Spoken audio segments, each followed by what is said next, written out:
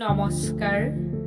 কবিতাৰ শিৰোনাম প্ৰচণ্ড ধুমুহাই প্ৰশ্ন কৰিলে মোক। কবি ডক্টৰ ভূপেন হাজৰিকা। আবৃত্তি বৰষাৰাণী দেৱী। প্ৰচণ্ড ধুমুহাই প্ৰশ্ন কৰিলে মোক, তোমাৰ প্ৰাপ্য কি কোৱা?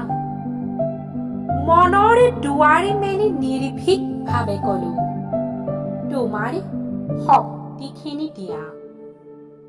বৰ্জৰি গৰ্জনে বক্ষ উজাৰি কলে, তোমাৰ কাম্য কি কোৱা? মই কলো, বৰ্জ তোমাৰ শক্তিশালী উদাত্ত কণ্ঠ দি দিয়া।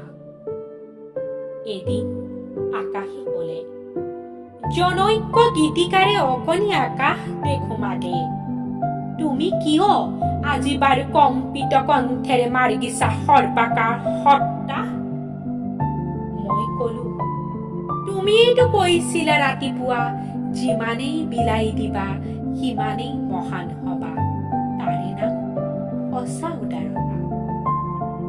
সেয়েহে আকাশ, তুমি যদি দিব খুজিছাই সংকীৰ্ণতা এৰি দিয়া, অৱদান ৰূপে তোমাৰ পূৰ্ণ বিশালতা দিয়া যদি আজিয়েই দিয়া।